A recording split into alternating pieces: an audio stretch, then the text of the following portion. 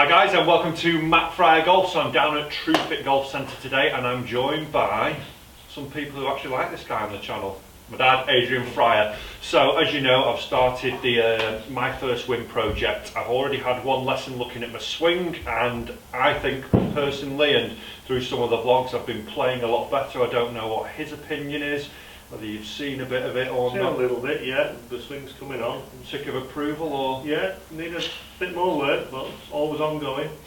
It's a painting that's never finished. Very true, very true. So, as you know guys, one of the things that I have talked about in a few of my videos is my my wedge technique. I like I say, I definitely think my iron technique's got a lot better, feel a lot more consistent with it. My driving is generally always pretty good.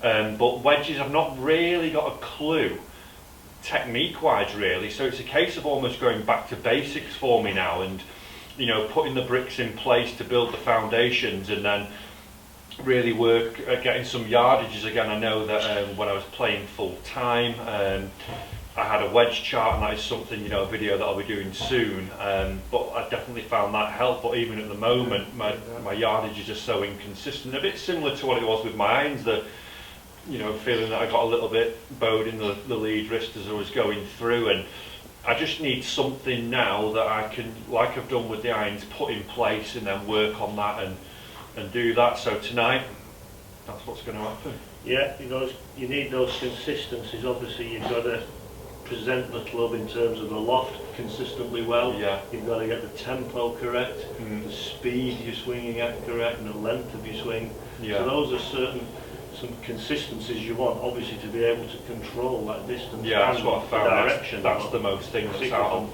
Never really be, I think, oh well, that should be 70 yards and it pulls up at 60, or next one I flip it and it's gone 80. So yeah, like you need to understand that. I think technique's where we start this masterpiece. Right. So I'm going to hit some shots, and then we're going to jump onto the computer, have a look at what we've done, what we've changed, and take it from there. So I hope you enjoy, guys.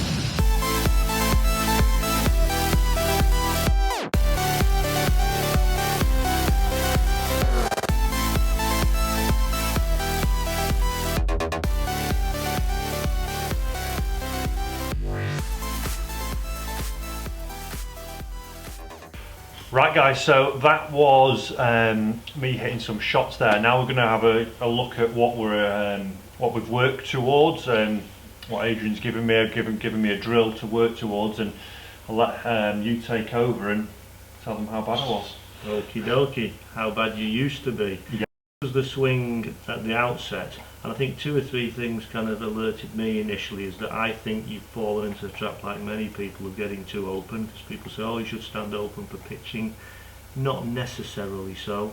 What we need is the club to move on the correct path. The club's going to move the ball in the right direction. So you getting over open has had a tendency to stop your hips rotating, and then it tends to make your arms swing too much. So your backswing here is very much arms driven, with a very limited pick up to me. That's right. right. I'd feel Yeah, it. a very limited turn of your shoulders.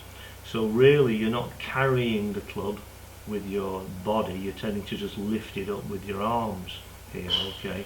From there then, that means that the body's going to turn out a little early because it's restricted. Also the downside of this is that you don't really want to create a lot of torque in pitching. You're not trying to create torque and distance. That's good for power. These aren't power shots. So we really want the body turn and the arm swing to happen in sync, so there's less torque. So you create a lot of torque here, so your body then unwinds. What we noted on our Sky Pro was we measured the angles of approach, and they were very varied, because as you turn out early, everything I describe everything as a heavy contact, and obviously in winter you get the old, like I've had a few duffs in Sky, and then so I've been trying to add width, but it's like you will, and certainly what happens is it makes your arc very narrow because you've lifted it up, so it makes it, if you like, a little bit V-shaped, and that then makes your angle of attack quite steep, which is too steep. Bear in mind tour averages 4 or 5 degrees with these pitching, 5 degrees, just scraping it, brushing it if you like, so you're getting less interaction with the turf and less likelihood to fat it, and even if you do, when you're using the bounce, even if you miss hit it, it's much more forgiving. So you're getting very steep and narrow, and the low point of your arcs probably on grass happening a little bit too late. You're squeezing the ball too much. That's where more of the duffs will come from, guys, when I get too steep and catch the ball probably too thin, jumping away from it, and then descending too down into the turf, especially when it's winter and wet. Exactly, and it also, you present it with different lops when you're doing that, so the ball comes out at a varied trajectory, which again makes distance control hard. As I say, and that torque makes it hard to control your speed and your tempo. You really want to feel in pitching, it's kind of like third gear, back and forth, tick-tock, similar sort of tempo. You're not trying to get the ball shooting off the face fast. In fact, the smash factor, as we call it, you're trying to get that down.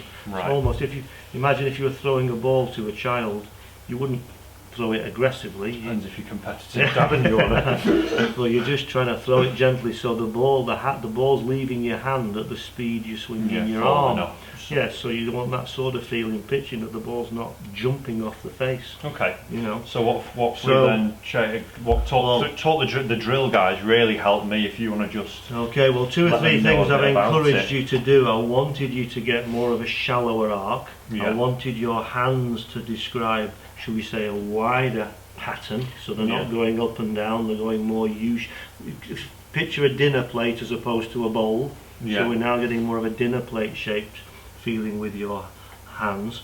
Obviously then that encourages the club head here to follow that similar pattern, so now we're getting the club head scraping, brushing, not squeezing it too much. As I said, that interaction, it's just brushing and skidding, like a kind of, people use the analogy of an aeroplane landing, that sort of nice and smooth. So we've done that, but what I've also encouraged you to do is what I call the shark's fin drill, where you're swinging with one hand and getting an imaginary shark's fin here, which you'll see on the video, to get you that appreciation of your body turn and arm swing happening in turn. It's not all arms and it's not all body. That really helped me feeling that. Well, obviously, like you've said there, it was more arms picked up, and seeing this thing, guys, and actually sort of marrying it to the club face for the takeaway definitely helped me. Like that vision of it as if they were connected. So what is happening is that your club head, your hands, your torso, your chest are all working together. They're all working in time, the same RPMs, revolutions per minute. We're trying to get them swinging together. That way you can regulate the control of your speed and your tempo, get the club travelling at a similar speed each time, and that way you can get consistent distance control. So now you can see here, as you turn away, your shoulders and chest have carried the club much wider. Yeah. And then your shoulders and chest and arm swing and body turn are working back together. Yeah. So it's so much more consistent. Obviously when we measured it, we could see that the angles of attack were much more consistent. Yeah. Nearly all of those were 5. And it didn't feel like a heavy thud No, to me. more of The a brush. strike felt a lot more centred and, like you say, all over consistent to me. Correct. It just felt easier instead of like a, laborious attack. Exactly. It wasn't as much of that now. And what was also happening unwind. here is that you'll note the plane of your swing on the video is shallower. It's coming up the plane, coming down the plane, coming from the inside to straight to back in. So you don't have to play your pitches with a cut stroke. You don't have to be out to in because you stood open. You actually want them to be in to straight to in, with the face squaring through impact. That way you get pure backspin on the ball and not any side spin when it hits the green. So you're going to get more control, more distance control, and more friction.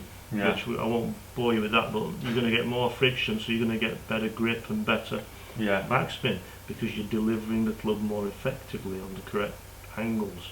Excellent. So, for like we said at the start, guys, now I've got something that I can take away and work on in basically my, the basics for me and what I need to be feeling. I didn't really have a feel with my pitching. It was just sort of, I'll give it a go, and it was very hit and miss. So with definitely that shark spin drill is going to help me, I think, and probably can help some of you guys, just giving that, trying to sync those up if you want to try it.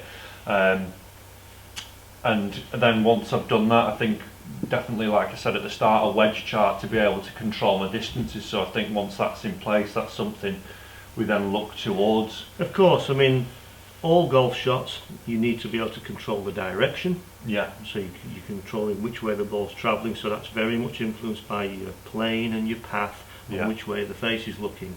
But of course, we also need to control the contact and the distance control. And that's more about your angle of attack, how you synchronised, how your timing, your connection is working. So you're trying to marry those two elements together. It's no use having great distance control with poor accuracy. It's no use having great accuracy with poor distance control. You've got to have both. So you've got to get a foot in both camps. You've got to work on your technique to improve the shape of your swing, so the ball gets in the way of an arc that is correct. And then you've also got to go home or you've got to start doing some homework, as you said, on this distance control. Where you're swinging to the relevant points, whether you use the clock face or different body parts, and do your homework using that same technique where you're brushing it, where you're synchronizing your turn, you're just doing smaller and bigger versions and learning to sense that speed. Good pitchers are able to control the speed of their turn and the speed of the club head. So they can control the ball speed and the distance. So we've got something to aim for. Yeah, well, it certainly looked a hell of a lot better there straight away, and the results told us that. So brilliant. You've got to get your head down and get stuck in. That's it. So guys, if you've liked that video, do give it a thumbs up if you think it's something that's going to help me towards my first win. If you haven't already, jump over to Adrian's channel at Solid Golf and go and follow him on Twitter at Solid Golf, is it? Perfect. Go and give him a follow, and Instagram as well. Guys, as always, do hit that subscribe button for me, just past the 5,000 mark. Dead happy about that, and loads more content coming throughout the season. Hopefully you'll be there along to join it.